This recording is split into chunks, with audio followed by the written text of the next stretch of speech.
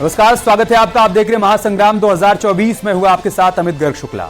जाटों के बड़े नेता और बीजेपी के मंत्री संजीव बालियान ने वो मुद्दा उठा दिया है जिससे जयंत चौधरी के साथ ही अखिलेश यादव की टेंशन भी बढ़ गई है, क्योंकि जिस हरित प्रदेश की मांग चौधरी चरण सिंह कर चुके हैं, चौधरी अजीत सिंह कर चुके हैं, उसे जयंत चौधरी जब नहीं उठा पाए तो मुद्दा संजीव बालियान ने बनाया और लोकसभा चुनाव से ठीक पहले पश्चिमी यूपी की मांग कर दी है, जो आरएलडी, एसपी और बीएसपी के खिलाफ सियासी स्टंट माना जा रहा है। आपको एक रिपोर्ट दिखा दें।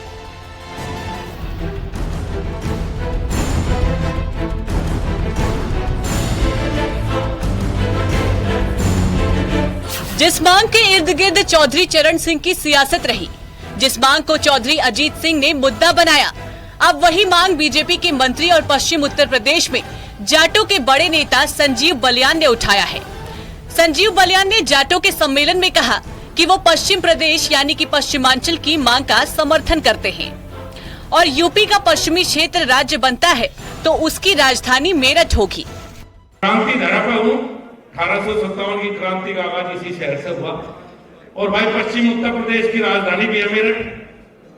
मैं तो उम्मीद है कि एक दिन पश्चिम उत्तर प्रदेश अलग बनेगा और मेरठ उसकी राजधानी होगा। मैं तो सपने को बहुत दिन से देख रहा हूँ। इस बात को कहते हुए ज्यादातर लोग डरते हैं, चाहे वो किसी भी पार्टी का हो, पर मैं थोड़ा कम डरूं और ज्यादा बोल दूं, इसीलिए राज्य मंत्री हूं। मेरी साथ के बहुत ऊपर जा लिए, बहुत बड़े बड़े पदों जा लिए, लेकिन मैं जहां हूं मैं पूरी तरह से संतुष्ट हूं। माना जा रहा है कि लोकसभा चुनाव के पहले ये मुद्दा जोर पकड़ सकता है, क्योंकि पश्चिमी यूपी में कुल 26 जिले आते हैं। मेरठ, बुलंदशहर, गौतम बुद्ध नगर, गाजियाबाद, हापुड़, बागपत, सहारनपुर, मैनपुरी, मथुरा और अलीगढ़ शामिल है, जिसे एक साथ एक राज्य में समेटने की तैयारी है। यानी भले ही ये मांग बीजेपी के नेता ने उठाई हो, लेकिन खतरा समाजवादी पार्टी और आरएलडी के लिए है। बालियान जी, आप कह रहे हैं पश्चिमी राज्य उत्तर प्रदेश के 2 हिस्से करके बनने चाहिए, या आप कह किससे रहे? सापा से, कांग्रेस से, आरएलडी से? अरे सत्ता में तो आप हैं केंद्रीय मंत्री, 9.5 साल में बनाया क्यों नहीं?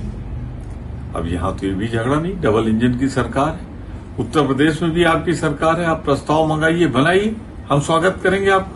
यहाँ के सांसद उस क्षेत्र की जनता को खुश करने के लिए किसी भी तरीके के बयान देने के लिए तैयार हैं, वो डरे हुए। मैं ये कह रहा हूं कि एक एमपी ये मांग करता है, एमपी तो लोकसभा में भी ये डिमांड कर सकता है, मंत्री तो ये बात कैबिनेट में भी रख सकता है इस प्रस्ताव को। आप सार्वजनिक पटल पर इसको क्यों कहते हैं कि ये डिमांड करते हैं? मंत्री डिमांड नहीं करता, उसका तो अधिकार है कि वो कैबिनेट में इस बात को रखे और संसद में इस बात को रखे। लोकसभा चुनाव के ठीक पहले पश्चिमी यूपी का मुद्दा उछालना कोई छोटी बात नहीं है।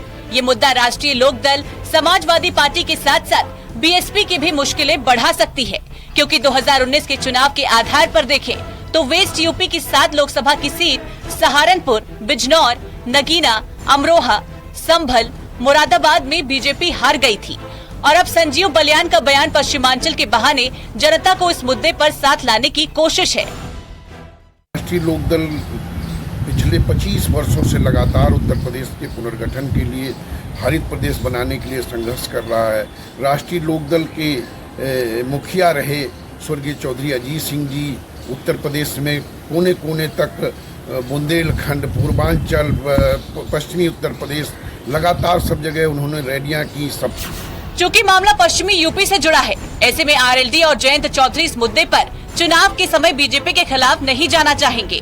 वहीं सपा और अखिलेश यादव, जो राज्य के बंटवारे के खिलाफ रहे हैं, वो आरएलडी के साथ हैं। ऐसे में उनके सामने असमंजस की स्थिति पैदा हो सकती है। इसके साथ ही बीएसपी खुद इस मुद्दे का विरोध नहीं कर पाएगी, क्योंकि ये प्रस्ताव उसने ही 12 साल पहले पेश किया था। यानी पश्चिम प्रदेश की मांग बीजेपी के लिए 24 में संजीवनी साबित होने वाली है। Bureau report, news 18।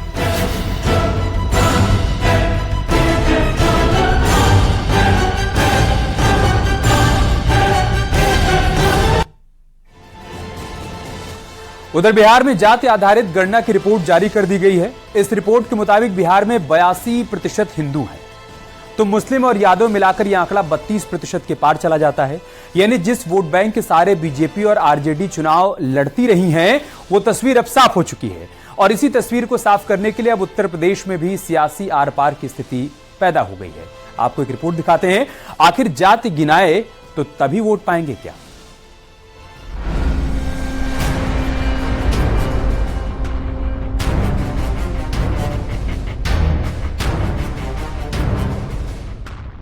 देश की सियासत में भूचाल लाने वाली रिपोर्ट बिहार से आई है और आवाज अब उत्तर प्रदेश तक सुनाई दे रही है।